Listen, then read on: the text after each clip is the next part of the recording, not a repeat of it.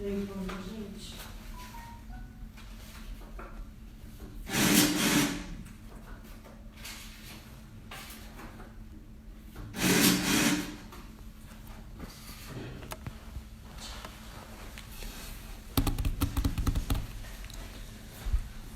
quer um brigadeiro pra ficar mais calmo?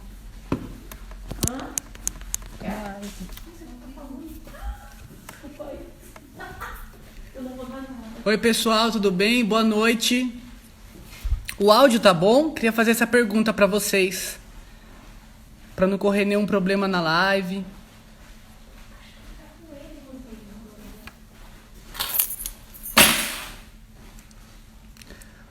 Tudo bem, pessoal? Esperar mais alguns minutos, esperar o pessoal entrar.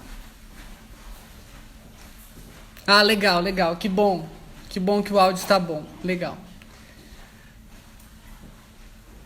Hoje é um momento de muita alegria, muita alegria. Continuaremos as comemorações dos nossos 24 anos. Esperar só mais um minuto.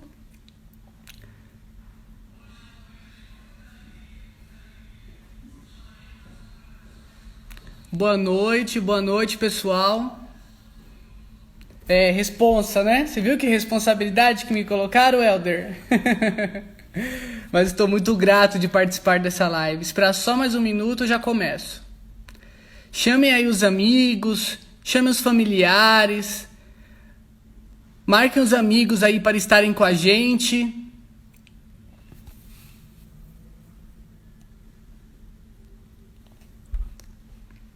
Oi, Patrícia. Patrícia, gerente do nosso CCA. O Francisco, gerente do nosso Café do Bem. Boa noite, pessoal. Olha só. Ó, o Neomar, gerente do NPJ. Só mais um pouquinho eu já começo, pessoal.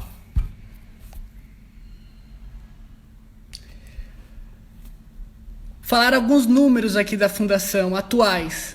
Mais de 1,7 milhão de atendimentos em 2019, mais de 500 funcionários e 200 voluntários, mais de 10 mil refeições de qualidade servidas diariamente, mais de 130 mil horas de voluntariado que foram doadas. Mais de 130 mil horas de voluntariado doadas no ano passado, 2.500 crianças agraciadas. Temos 29 programas e serviços, sendo que 5 foram inaugurados neste ano. No ano passado, conquistamos 2 selos.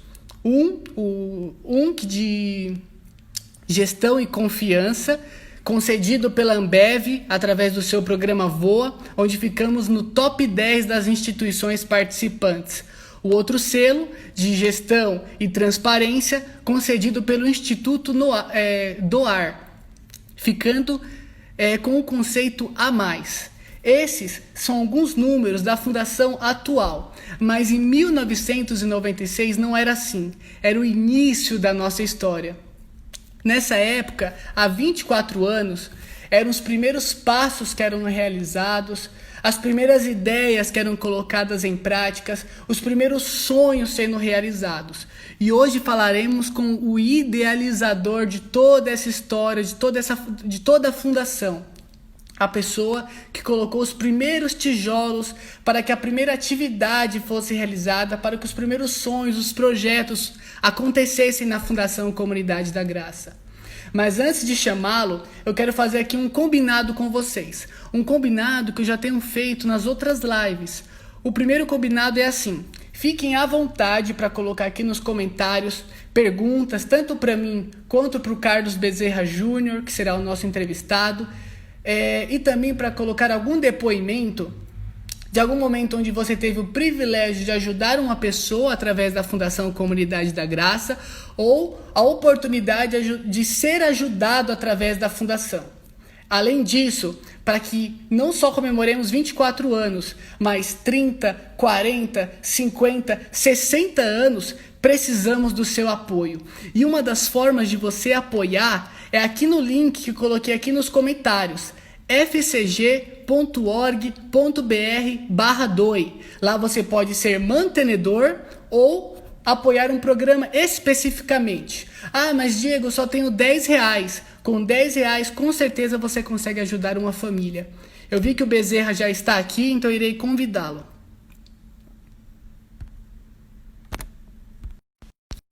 Aguardando.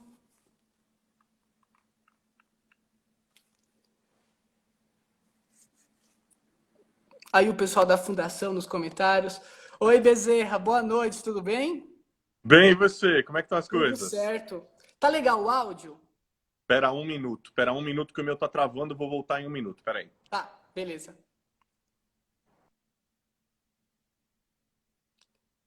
Problemas técnicos acontecem, já ele volta. Ó, o pessoal se falando aí nos comentários, dando oi. É isso aí, comemoração, hoje é um momento de alegria.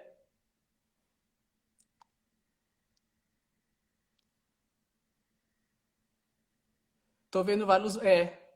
Ó, a Kátia, coordenadora dos nossos voluntários. É isso aí, pessoal.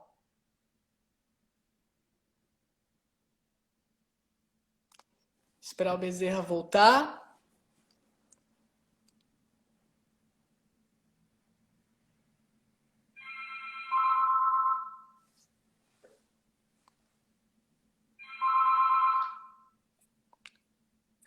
Aqui. Pronto. Tá voltando agora. Conectando. Oi, Agora Bezerra, sim. boa noite. Boa noite, tudo bem? Agora sim, tudo bem com você? Tudo jóia, graças a Deus, tudo bem. Legal. Ó, vou fazer uma confissão aqui pra você, Bezerra. Eu tô com dois grandes sentimentos. O primeiro de gratidão e o outro de nervosismo. Primeiro por representar... Primeiro, por representar a fundação nessas lives, não só nessa que a gente está fazendo com você, mas nas anteriores. E o segundo é que em 2010 eu entrei na Comunidade da Graça, Vila Carrão. Em 2012 eu comecei como voluntário aqui na fundação. E para mim você é e sempre será uma referência na questão do impacto e na justiça social. Então, muito obrigado por ter esse bate-papo com a gente. Eu que agradeço a possibilidade de estar com vocês aqui, de bater esse papo. Estou bem acompanhado pelo meu amigo Peludo, que não está aparecendo aqui, o Trotsky, mas que está juntinho. Ah, que legal. Isso é uma figura. Eu vejo ele nas suas lives. Fazer alguma live, eu sentar, ele já vem aqui ficar perto. É o bicho mais carente que existe. Quer ver? Eu vou parar de fazer carinho e ele vai subir em mim daqui a pouco. O que você quer? Outro parceiro que você tem aí é o Bonhoeffer aí atrás, que eu sempre vejo nas suas lives.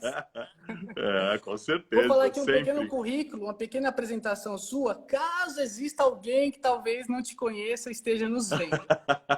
Então vamos começar. Corintiano, deveria ser São Paulino, mas tudo bem.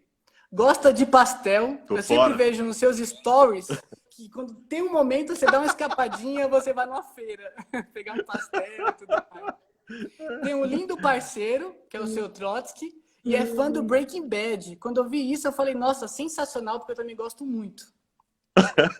Carlos Bezerra Júnior, 52 anos, paulista, membro e pastor da Comunidade da Graça, médico, ginecologista, obstetra e político brasileiro. Se elegeu pela primeira vez em 2000, o parlamentar mais jovem da Câmara na época, 3 mandatos como vereador, 2 como deputado estadual. Como deputado estadual, implementou a lei que combate o trabalho análogo à escravidão, considerado referência pela ONU e como modelo de combate à escravidão contemporânea. Atualmente, em 2018, escreveu e lançou o livro Fé Cidadã, quando a espiritualidade e a política se encontram. Além de instituir a Fundação Comunidade da Graça, foi idealizador do Usina 21, um dos principais eventos evangélicos do país. Finalizo falando sobre o seu relacionamento com 4 pessoas que são importantíssimas na sua vida. Servo de Deus, esposo da nossa querida Patrícia Bezerra e pai da Juliana e Giovana. Esse é o Carlos Bezerra Júnior. Uma imensa alegria estar com você. Obrigado. Alegria E minha, agora, obrigado. Boa noite, Diego. Boa noite para todo mundo que está com a gente. Estou vendo um monte de gente querida aqui. Já sim, vi sim. a Flávia, já vi a Cleide. Ixi, já estou vendo que tá todo mundo aqui. Tá só passando aqui na minha... Passando rapidinho. É. A Marisa, A Marisa dando um Marisa, a oizinho Alice. Olha agora. só o pessoal chegando. Sensacional, sensacional. É momento de festa, né? 24 anos, momento de festa. Gente, como o tempo passou rápido. Caramba. Eu pensei nisso. Eu pensei em fazer essa pergunta para você, mas eu falei, não vou fazer, não. Passa Passou rápido, muito né? rápido. Eu Muito imagino, rápido. eu imagino. A Kátia, querida, aí também. A Márcia, que trabalha com a gente. Voltando para o ano, Josiane, querida. Francisco, gerente do nosso Café do Bem. Salve, Sensacional. Nel. Salve, Nel, por aí. Pô, só gente boa, só gente boa. Kátia, as Kátias. As Cátias, isso. As Cátias, é. Legal. Primeira pergunta que eu quero fazer para você, secretário. Voltando para o ano de 1996, mês de maio. O que você fazia ali com um grupo de voluntários, de amigos, tornou-se uma fundação.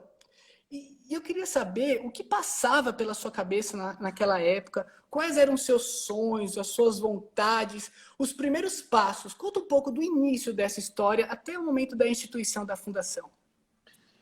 Ó, se eu quisesse fazer uma pose, eu ia falar assim, olha, a gente planejou cada passo do que a gente deu, enfim, sabe? Contar aquela história bonita. Aquele storytelling, né? É isso, storytelling. Vamos narrativa. construir storytelling do campeão, do vencedor e tal. O que eu posso dizer é o seguinte, a fundação vai nascendo espontaneamente como decorrência de uma série de processos, né?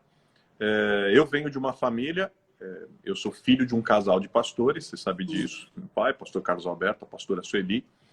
E a primeira vez na minha vida que eu comecei a ter alguma consciência social, eu ainda era muito criança, e a minha mãe, meu pai pastor de uma igreja que se iniciava na Vila Formosa, e a minha mãe, naquele tempo, trabalhava com crianças. E a minha mãe, uma ou duas vezes por semana, ela sempre ia dar aula para as crianças, como voluntária, espontaneamente, ali na favela da Vila Prudente, na época. E eu ia com a minha mãe, né? Aliás, outro dia eu fiz uma live com ela, a gente lembrou disso. E eu comecei a ter esse convívio, comecei a ter o contato com a desigualdade, com a diferença, com a injustiça. Que foi esse senso foi eu diria, se aprofundando na minha vida por causa da nossa vivência em casa. Porque aí, logo depois, os meus pais, a gente foi crescendo, nós somos uma família onde nós somos, como costuma dizer o meu pai, nós somos 3 filhos naturais, outros 3 sobrenaturais. Família né? grande. Fora os netos. O que aconteceu foi que os meus pais começaram a adotar outros filhos, por sentirem essa responsabilidade, a responsabilidade em acolher pessoas, em praticar generosidade cristã, hospitalidade cristã. E aí isso foi caindo no meu coração, mas até então eu não tinha tanta clareza. Quando eu comecei vamos dizer, a grande virada, aliás, eu conto isso, fazer meu merchanzinho rapidinho aqui.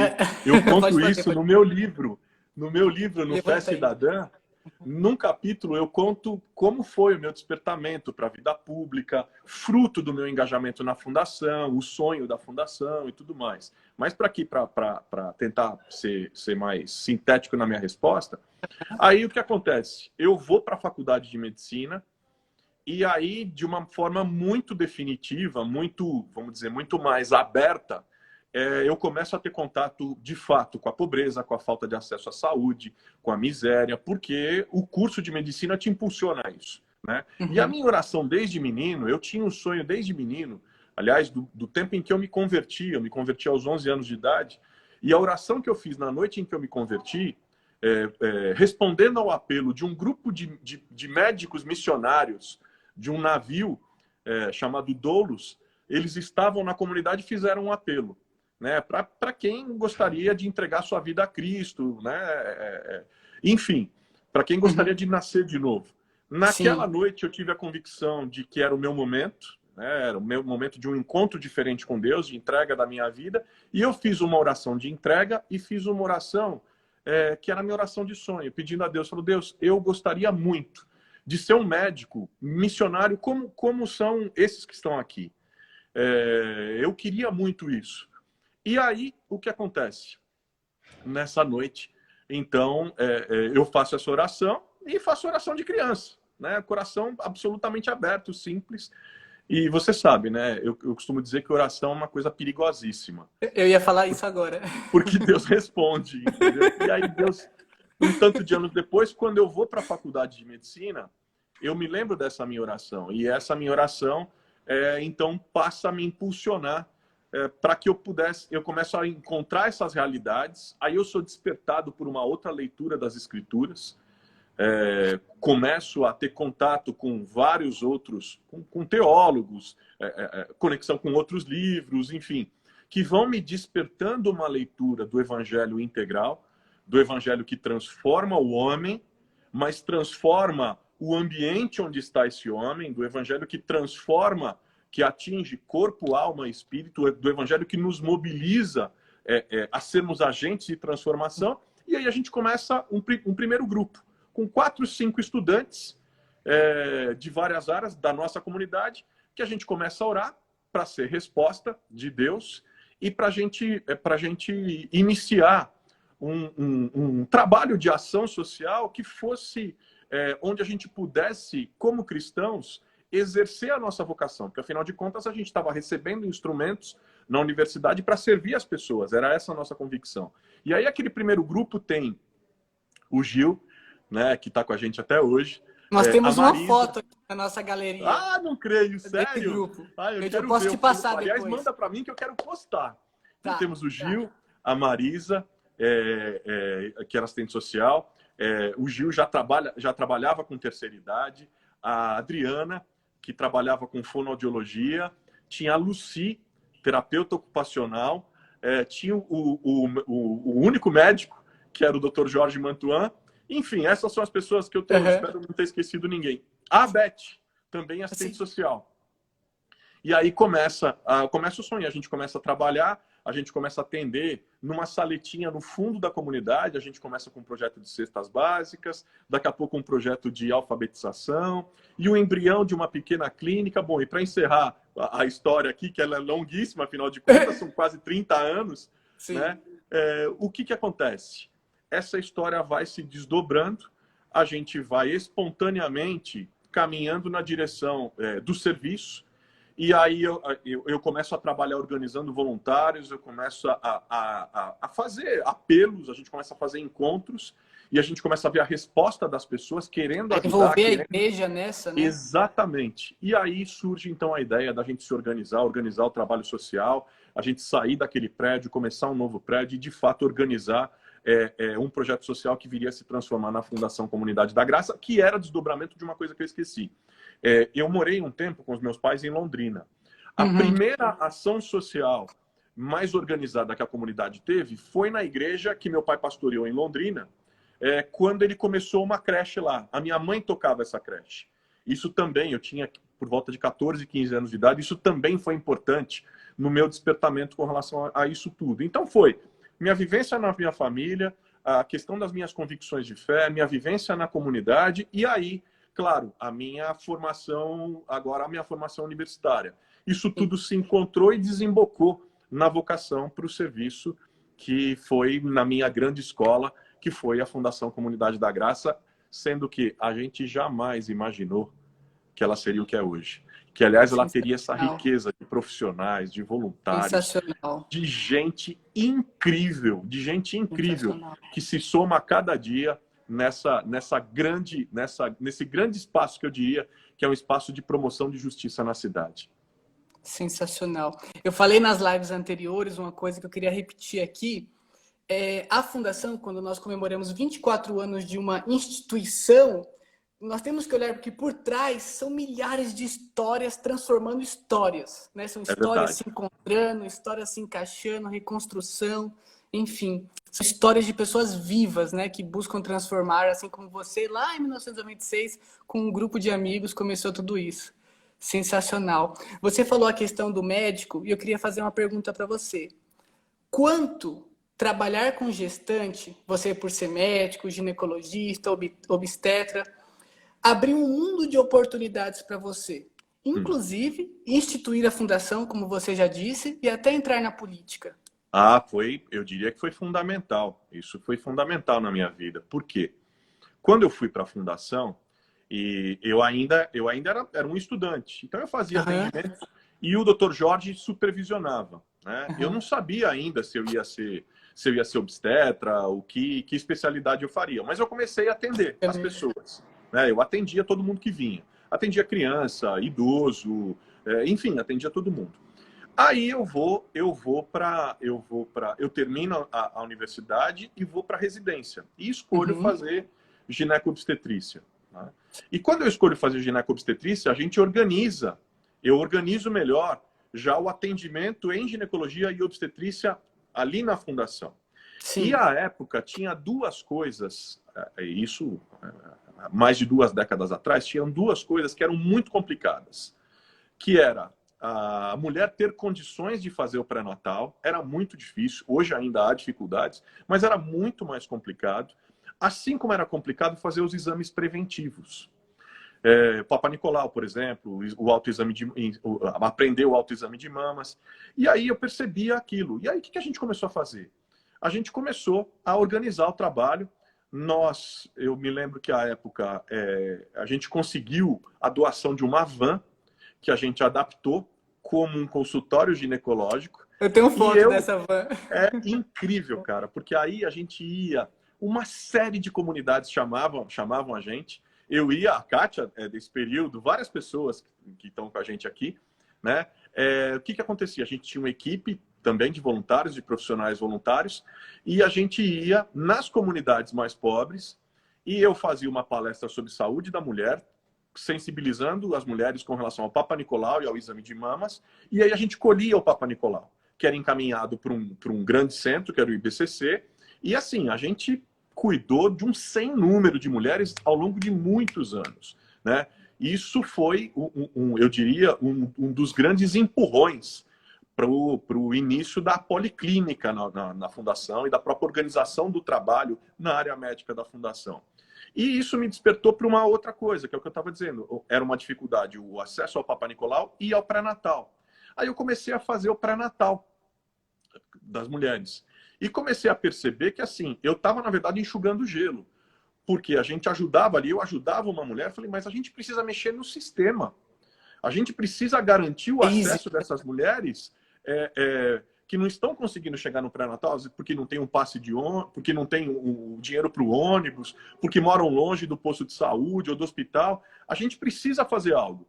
Foi aí que eu comecei a ter uma visão mais ampliada, junto com vários outros voluntários, onde a gente começou a perceber, está na hora da gente agir, mudando as lógicas do sistema na cidade. Está na hora da gente se organizar e participar da atividade política na cidade. Foi aí que a gente, com o primeiro grupo, iniciou uma escola de cidadania, e aí a gente começou a pensar soluções para a cidade, e aí nasceu, nessa escola de cidadania, nasceram duas coisas.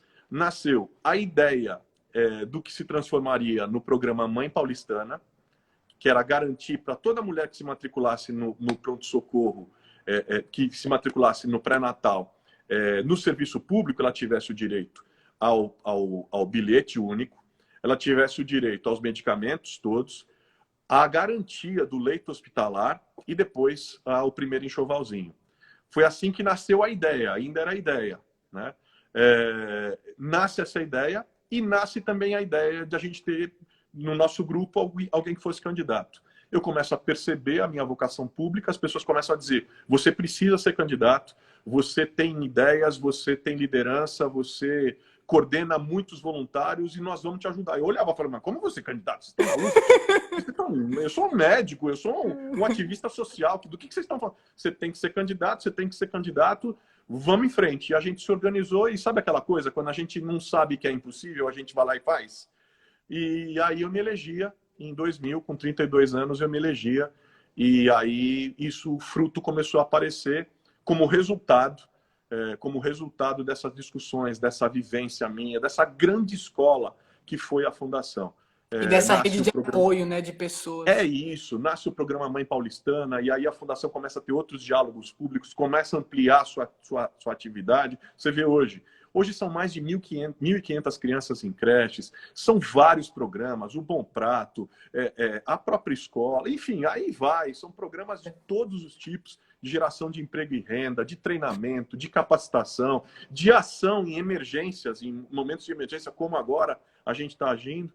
Enfim, eu vou dizer a você que eu tenho muito orgulho de ter participado, de ter me formado nessa escola de vida e nessa escola de sensibilidade e de responsabilidade social, a partir da lógica cristã, da lógica do Evangelho, que é a Fundação Comunidade da Graça. Por isso que em todo lugar que eu vou, eu sempre falo, vai ser voluntário lá. Aliás, eu nunca deixei de ser voluntário, eu estou sempre junto. Vai ser voluntário lá, você vai aprender muito, isso vai mudar a sua vida, isso vai ser importante na sua formação cristã e cidadã. Sensacional, sensacional. Demais. E pós-instituição da Fundação, ali os primeiros meses, os primeiros anos, teve alguma pessoa que te motivou, assim, você fala, nossa, essa pessoa me motivou muito para que eu continuasse nessa linha?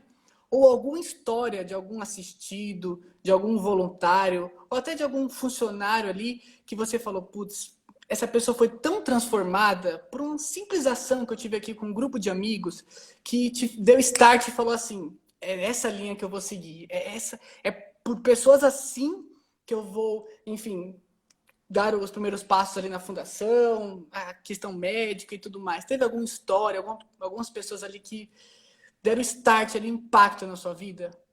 Tem. Cara, eu vou falar uma coisa para você, Diego.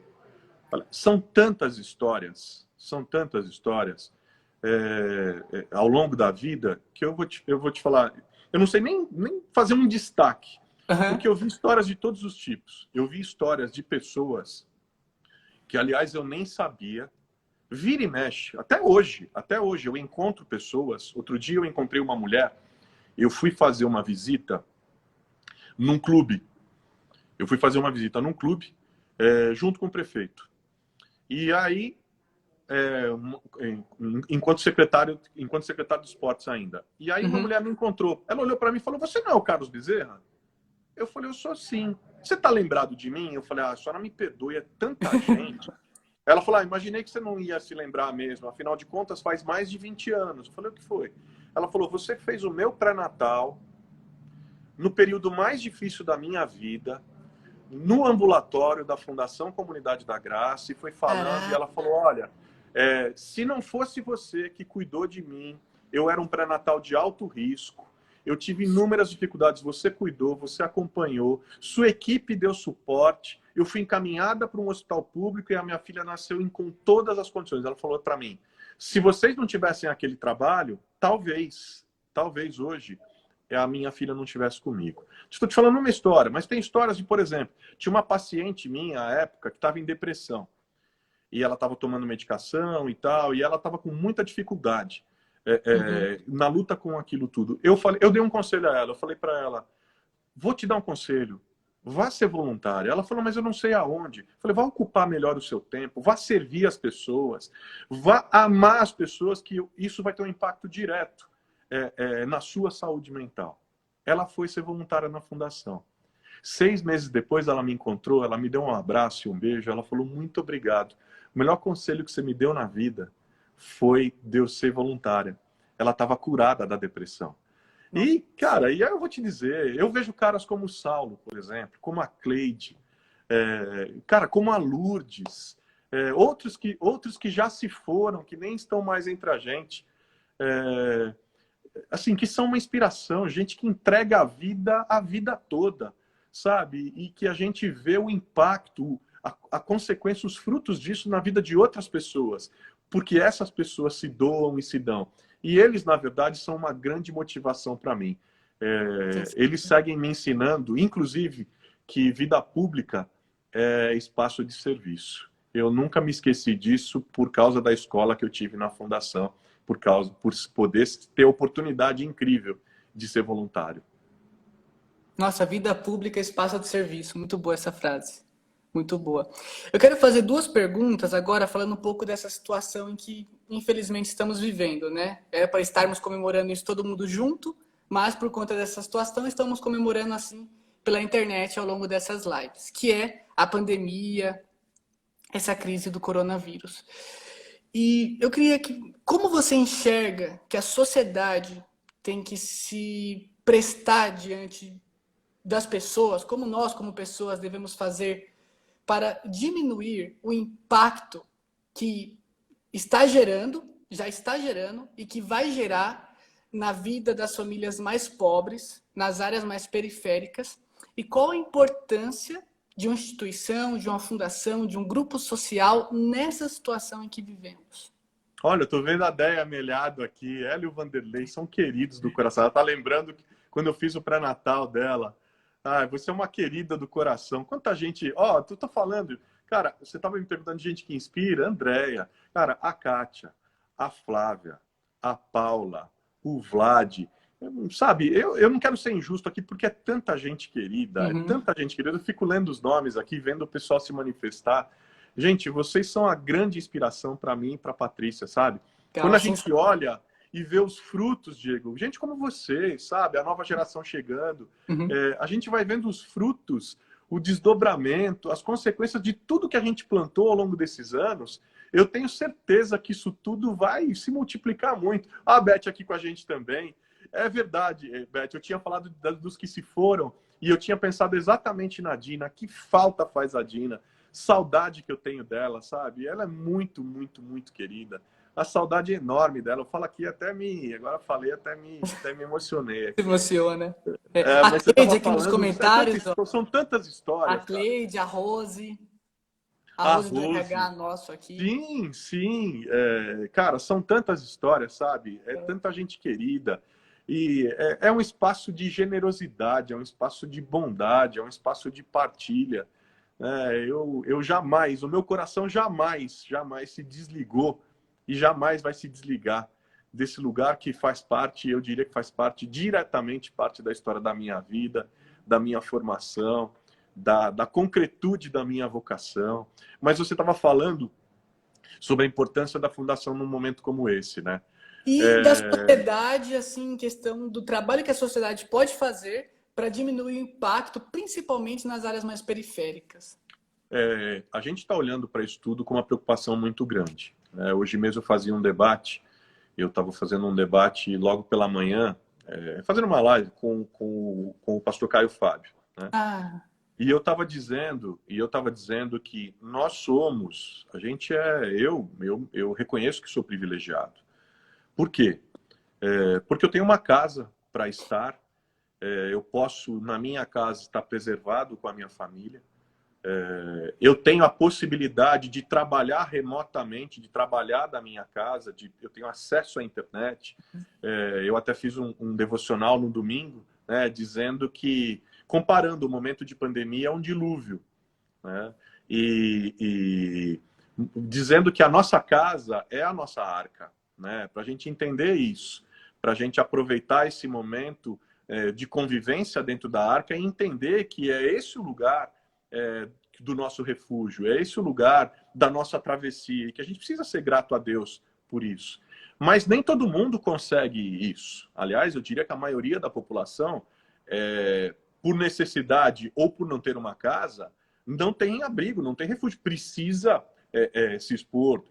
Então, assim, o maior impacto da pandemia se dá principalmente nas áreas mais pobres. Aliás, os gráficos todos já estão mostrando isso. Que o impacto da pandemia, o impacto do vírus, a letalidade do vírus, é 10 vezes maior nos espaços da periferia, nos espaços mais distantes do que no centro. Né? Nós chegamos hoje no Brasil, nós ultrapassamos a marca de 25 mil pessoas que morreram. Nós estamos na primeira colocação no mundo no número de casos diários. Então, o Brasil se tornou o epicentro da crise.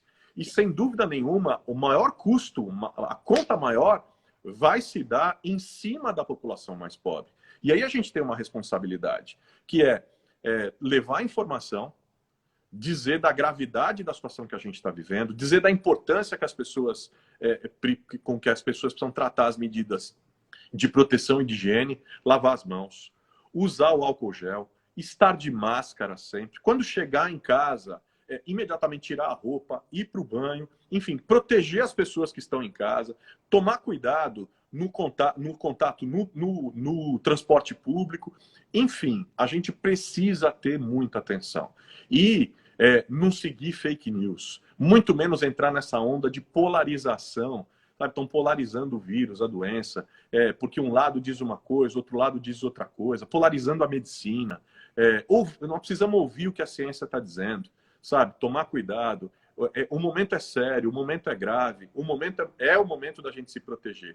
E aí, com essas medidas, primeiro, informação. Segundo, levando kits de higiene, porque nem todo mundo que está vivendo nos espaços mais pobres da cidade tem condições para estar se protegendo. Então, álcool gel, máscara, kits de higiene pessoal e alimentação. O grande flagelo, além da ameaça à vida que o vírus representa, é a fome. Por causa do desemprego e por causa de uma série de outras questões que estão acontecendo. Então, a Fundação tem um papel fundamental e ela está cumprindo muito bem esse papel. A Fundação está organizando, eu tenho acompanhado, né, a Fundação, e eu tenho, enfim, ajudado, empurrado nessa articulação. Carregado caixa. Carregado caixa, eu sigo voluntário, eu estou junto, sabe, para mostrar a importância que o trabalho da Fundação tem nesse momento. E ela se transformou numa referência na Zona Leste, na cidade e no país. Isso está fazendo com que a Fundação coordene uma centena de outras entidades nesse momento, espalhadas por toda a cidade. E eu fiquei muito feliz ontem, quando me mostraram um gráfico já georreferenciado da rede que a Fundação está coordenando, da rede cristã de solidariedade que a Fundação está coordenando na cidade. Já são mais de 8 mil famílias assistidas, acolhidas e socorridas nesse momento por causa do trabalho da Fundação nessa emergência humanitária que a gente está vivendo.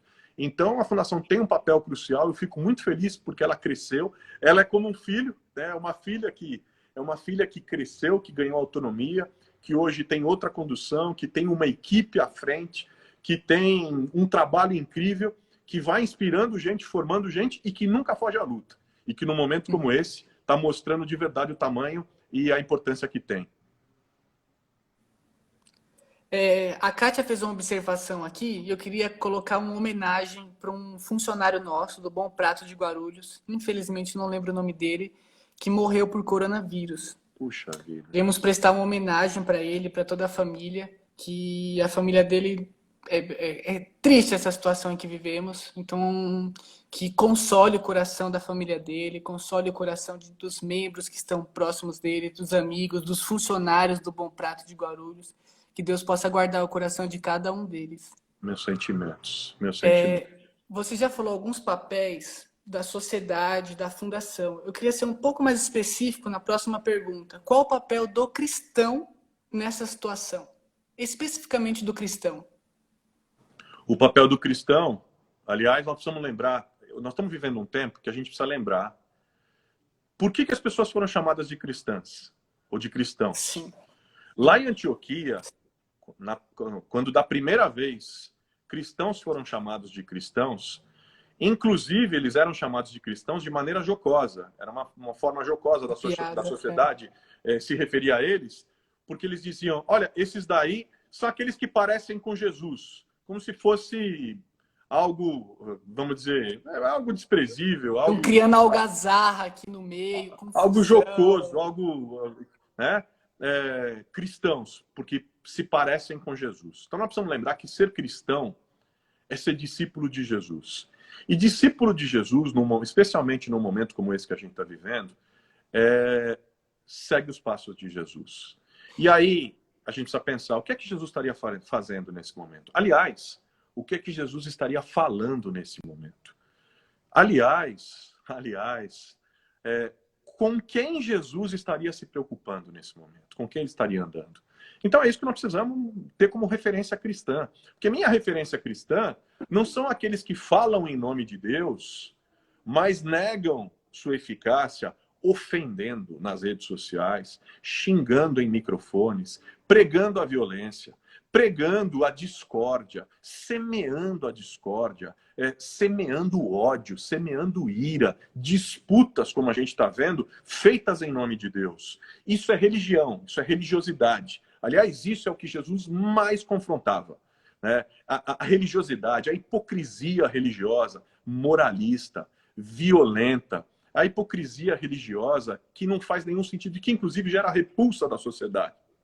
Agora, os discípulos de Jesus são aqueles que transtornaram o mundo, que mudaram o mundo, que encantaram o mundo por andarem como Jesus, por causa do seu amor, por causa do interesse. Então, nesse momento, é hora da gente invadir esses espaços de carência, esses espaços de pobreza, de miséria, esses espaços de violência, com uma mensagem de paz, com uma mensagem de esperança e, mais do que isso, com uma vida que anuncie isso.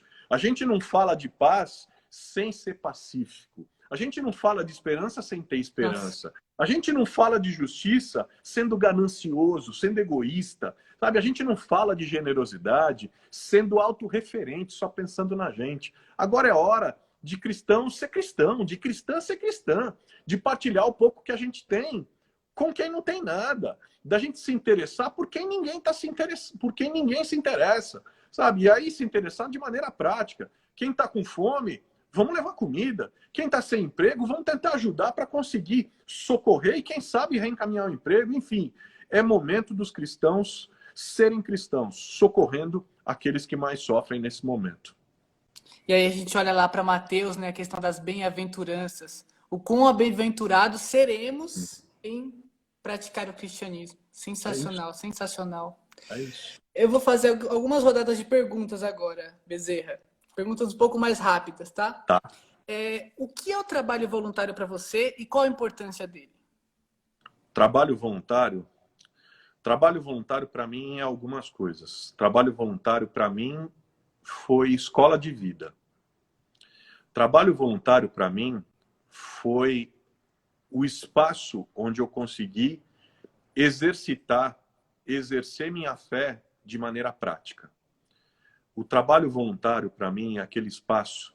Aliás, ele é o único trabalho que a gente faz achando que vai ajudar alguém, achando que vai transformar alguém, mas onde o mais ajudado, o mais transformado, somos nós mesmos.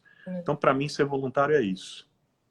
Algumas pessoas responderam. A Marisa colocou ser solidário, a Kátia colocou prática, né? Colocar a ação que você quer na prática. Sensacional, é isso aí. E olhando para a história da Fundação, nesses 24 anos que se passaram, o que você pensa, o que você deseja, o que você observa uma fundação daqui a 10 anos? Olha, eu vejo com muita alegria, eu vejo a Fundação crescendo, se desenvolvendo, assumindo novos papéis. Eu penso que, especialmente nesse momento, como eu disse, a pandemia é também uma crise humanitária. Eu vejo a Fundação feito gente grande, a Fundação madura, assumindo um papel de coordenação de uma grande rede cristã solidária na cidade, como eu disse, com mais de uma centena de organizações, de entidades, de igrejas, né? A Fundação coordenando tudo isso.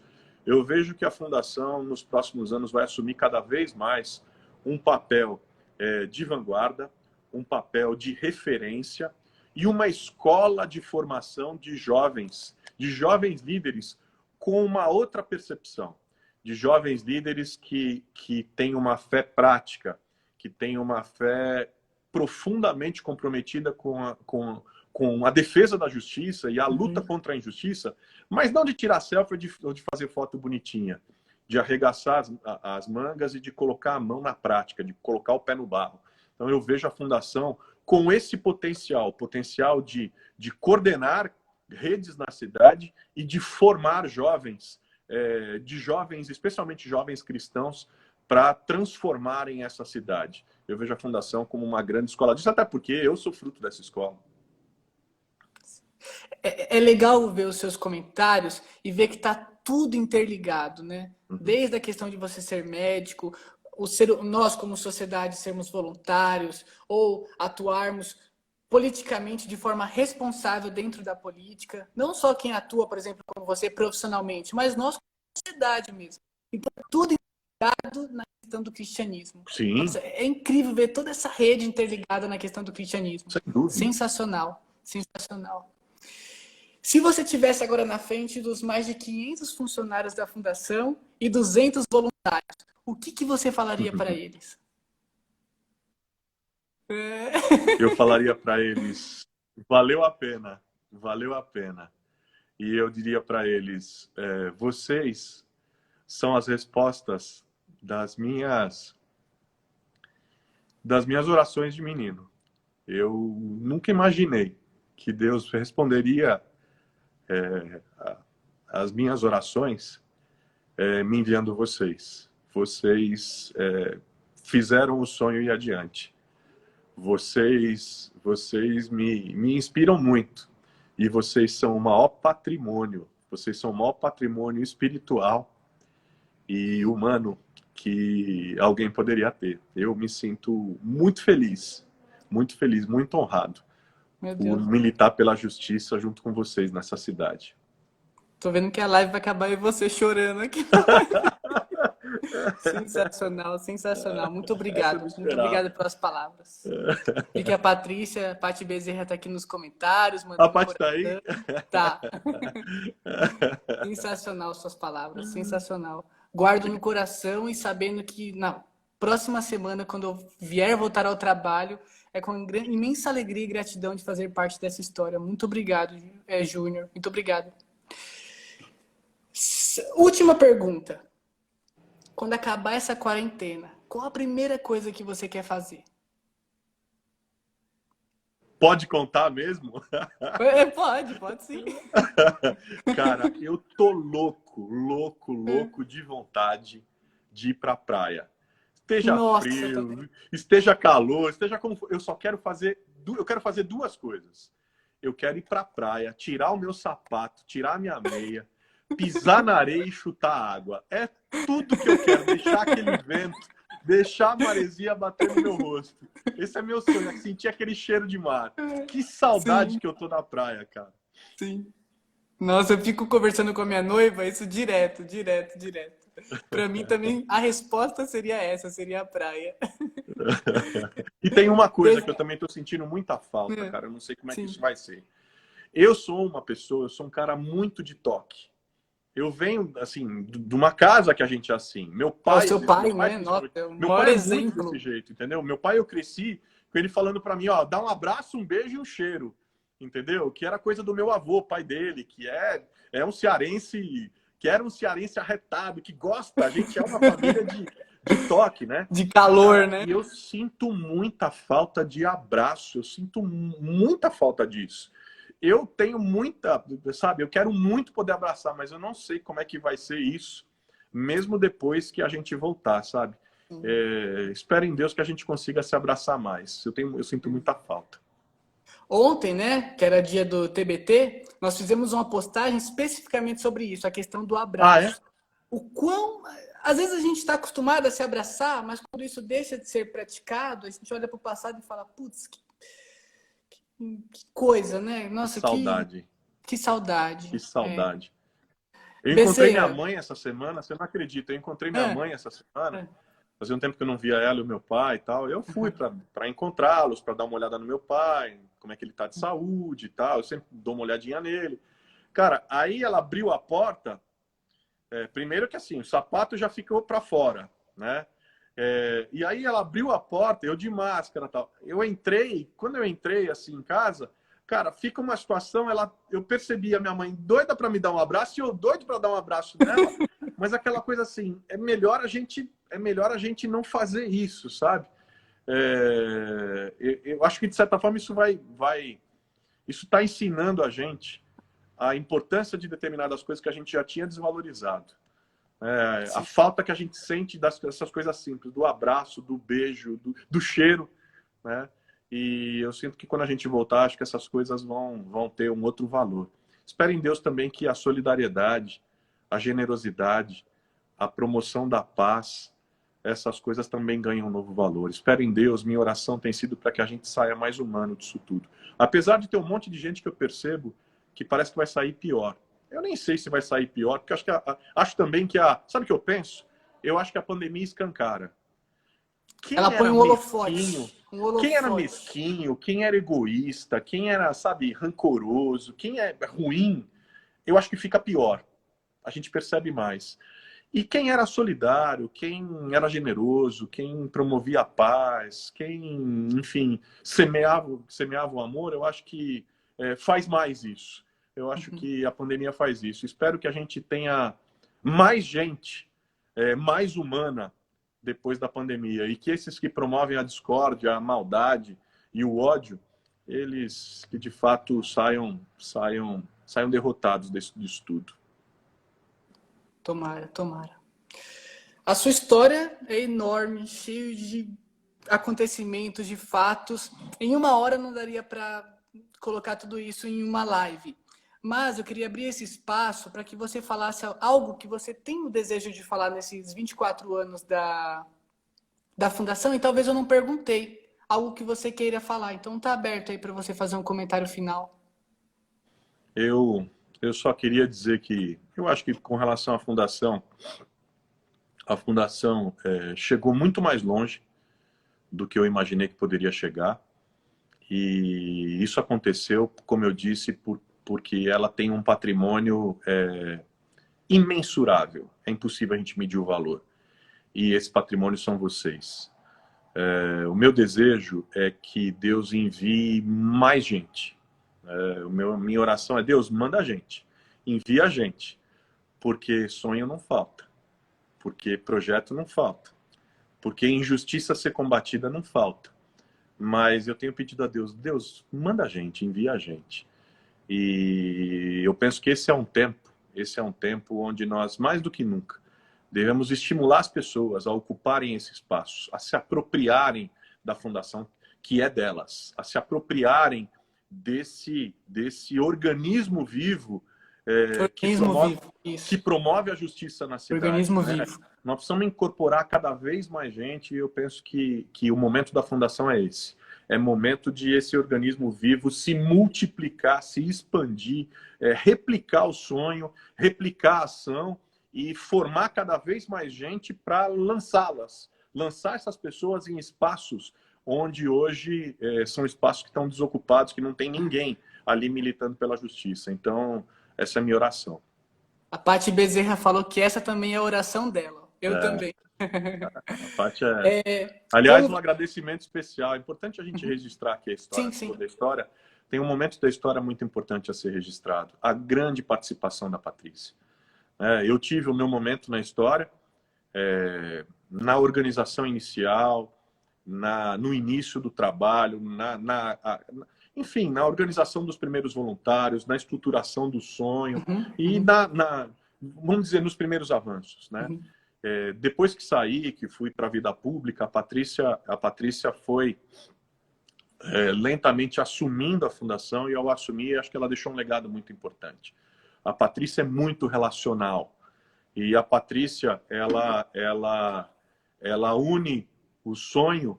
Eu sou o cara do sonho, da idealização, eu sou o ativista de coração, da mobilização, de desafio, de empurrar e vamos em frente, né?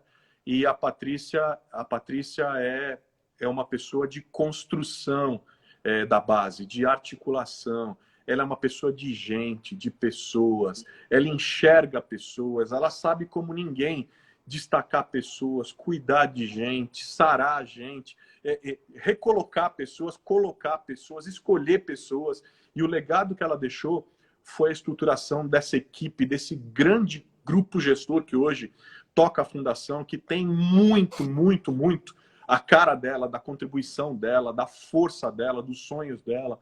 Então, é muito importante. Eu acho que, assim, eu falei pouco desse período, e esse período foi um período muito importante, né? O período a gente falou do período de sonho, do lançamento, isso, do crescimento, e aí esse período de consolidação foi fundamental, a participação da Patrícia foi fundamental. E aí, claro, agora o período de expansão com o Conselho Gestor, que tem sido que agora é o grande desafio.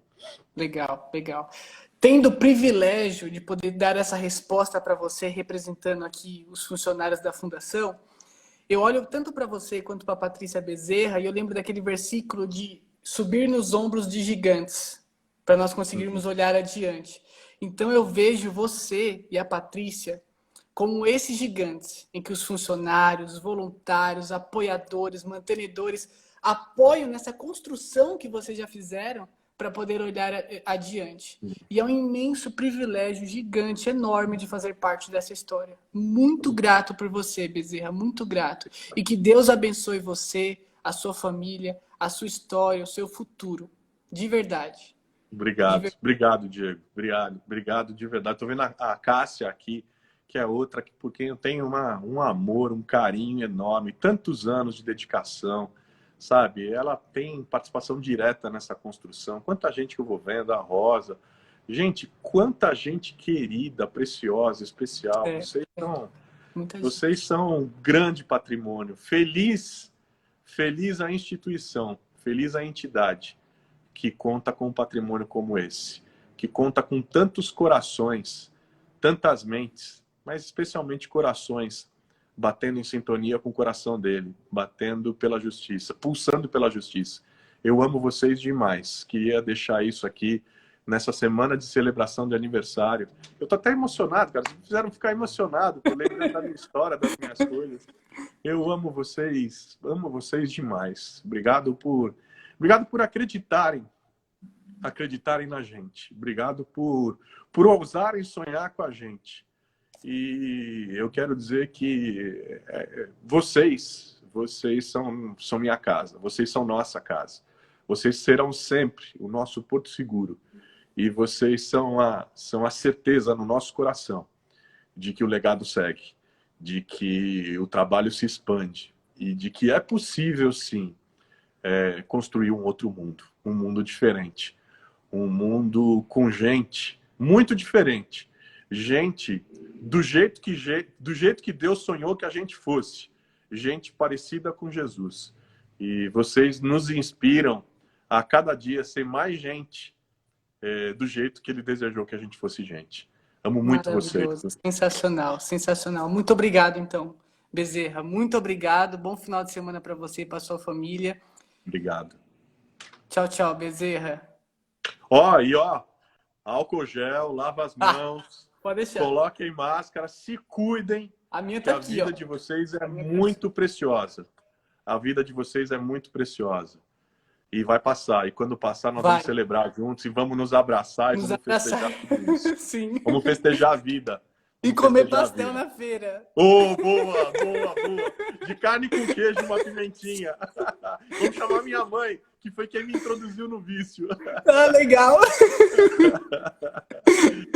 Tchau, Bezerra. Tchau, um beijo. Tchau, abraço.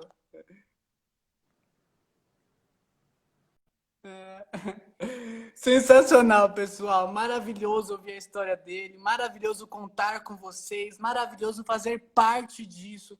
Eu sou muito grato pelo pessoal do Grupo Gestor que me deram a oportunidade de poder estar do lado de cá batendo papo com vocês. Muito obrigado. Nesse minuto final, falta 1 minuto e 30, eu quero trazer vocês para o nosso dia a dia da Fundação. Nós temos o Delivery do Amor ao Próximo, creio que vocês conheçam, onde na quarta-feira, das 10 às 12 e das 17 às 19, nós abrimos a nossa sede para receber doações. Você vem de carro, nossos voluntários estão todos equipados, com luva, álcool gel, sempre passando na mão, de luva, colete laranja para sinalizar, para receber as doações. As doações estão chegando e somos muito gratos, porém a demanda aumentou muito a nossa demanda de pessoas em crise, né? Crise financeira, de alimento, e nós precisamos muito da ajuda de vocês, Então, na próxima quarta-feira, vocês podem trazer alimentos não perecíveis. Fiquem de olho nas nossas postagens, porque a gente sempre coloca o que mais precisa. Às vezes é café, às vezes é óleo. Então, fique de olho nas nossas postagens. Além disso, Produtos para o enxoval. Nós fizemos uma lista no nosso post do Delivery do Amor ao Próximo. Enxoval. Campanha do agasalho. Vai começar o frio. As pessoas precisam de cobertores, de blusas de frio. Faltando agora 10 segundos. E é isso. Então, se você tiver qualquer dúvida, semana passada eu esqueci o WhatsApp da Fundação, 2672-1200. Então é isso. Apoiem a nossa causa, fazem parte disso.